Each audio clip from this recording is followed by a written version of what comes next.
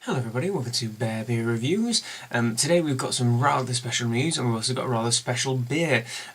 For all those who've been watching my channel for a while, you will know these little people here. This is Brass Castle, or cleverly, Brass Castle. Brewery's Brass Lager. This is their new Vienna Lager they've just released. This bottle was kindly given to me by the brewer Phil, who is also a great friend of mine. Like I said, if you know the channel, you know that Brass Castle is where I pretty much learnt how to brew. I've been home brewing for a long time, but I went to Brass Castle, did a little here's Brass Castle intro to brewing video as well whilst I was there.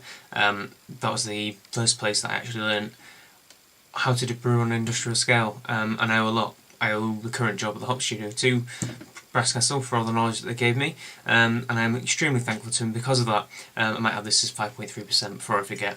But the real reason why I'm extremely happy is because, fittingly so perhaps, my first own recipe for a beer is going to be produced by Brass Castle. It's going to be a collaboration by Brass Castle, Bad Seed, who are some friends up from Malton, both Malton brewers, and Bear Beer Reviews' first beer. It's going to be a double IPA.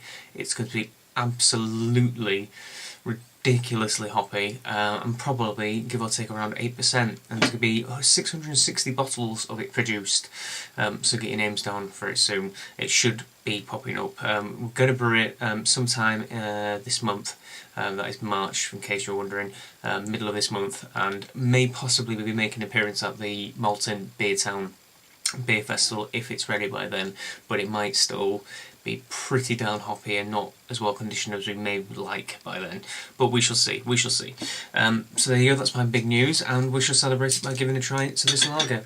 Now you know me, I always give impartial and fair reviews anyway, so even though this is my friend, we shall do our best to do a good critique of it. Right. As you've seen, probably they have completely new branding as well, so I've forgotten the name of what they call the clever trick where you can read a word upside down and right way up as well. But they do, all the beers are vegan at Brass Castle, so this will be bottle conditioned, so there might be a bit of sediment in this, so I'll pour it as gently as I can do to try and get lots of carbonation. But it's a Vienna style lager, like I said. And as you can see, it does come out of a wonderful kind of burnt sienna, nice copper colour, or indeed brass lager. Go figure. Like I said, they've had this little rebranding, quite a big rebranding from their old style. It looks quite gothic and quite punky in that sort of sense, and all the pump clips on bars you can read upside down as well, which is pretty cool, and some of the new logos look brilliant. Their new beer, Heretic, a saffron-infused Belgian pale ale. They really are trying to push the bow and do some interesting things. Right, so we've had a comment on the colour. It does look like a brass lager, to be honest. It does look extremely pretty in the glass too. There's a lovely big foamy head on the top of it. The carbonation's great on it. Let's get a nose on.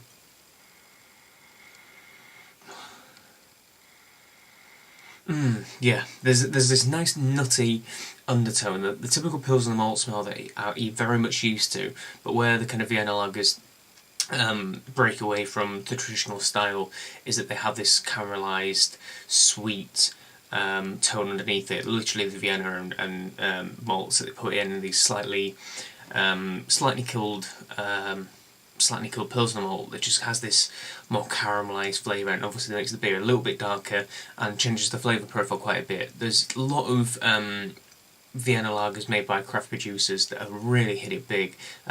Sam Adams' Boston Lager, get it right, is technically a Vienna lager. So is Brooklyn Lager, and so is Camden's Helles, I believe. Is a mix between a Helles and Pilsner, but is a very hoppy one, and most people probably call it a Vienna lager. Vienna lagers tend to have a lot more hop presence in them as well. Speaking of which, on the nose, I would still say it's quite grassy and hay-like. I suggest probably using German hops in it, so quite a traditional smell if there is a hop note in it, but it does have this nice typical nuttiness and this sweet caramelised malt body, which is extremely appealing. So cheers everybody.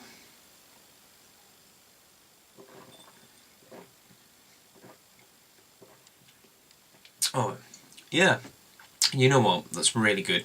My first impression was this has got a great mouthfeel actually.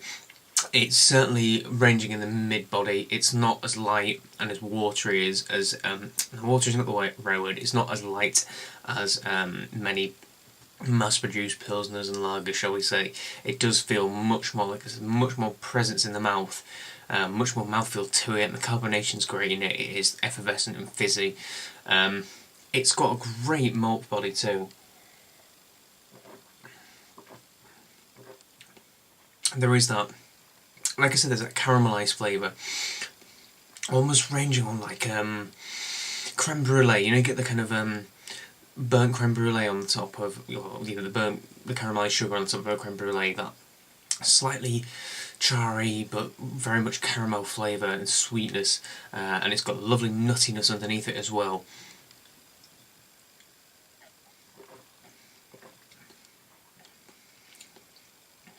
And in terms of the hop flavours, I'd still say it's got a bit of grassiness and a bit of, it's actually quite earthy. It's quite a lot of earthy flavours and blending in on it all.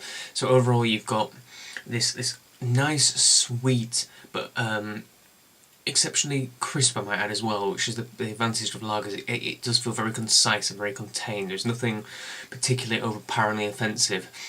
It's also smooth, and the flavours range and blend into each other really well, but you get this smooth, sweet, caramelised flavour, a little bit of nuttiness at the back of it, and then you get a bit of earthy spiciness on the palate, a little bit of floral and kind of grassy notes at the back end, maybe kind of a bit of hay, and then just this very soft and gentle bitterness across the tongue.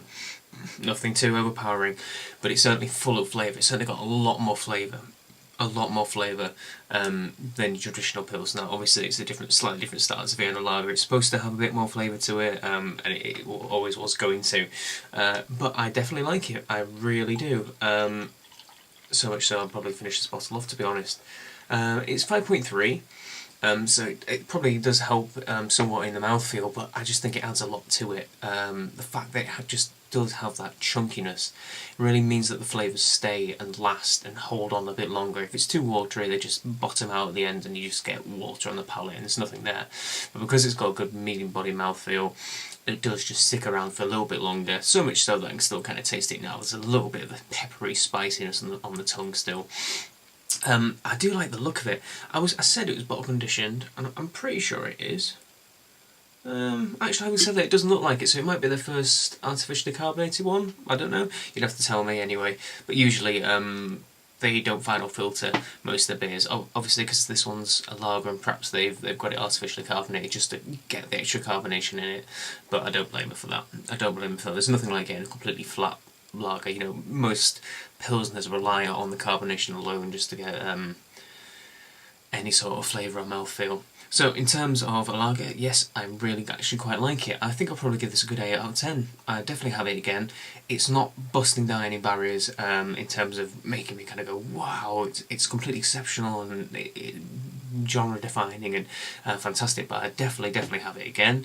If I saw it on keg, I'd really like to try it. I think I'm right in saying that they'll only do key kegs, or maybe they'll do normal kegs if they do it, but I'd love to try it on keg and see what it comes out like that as well, see if there's any differences, but it's certainly a fantastic example of Vienna lager, and if you do like this sort of style, then go and give it a shot, and like I said, also go and try the, it's good perhaps introduction beer to different craft beers, is going for stuff like the Camden Hells, and the Hells Plus, which is an unfiltered one.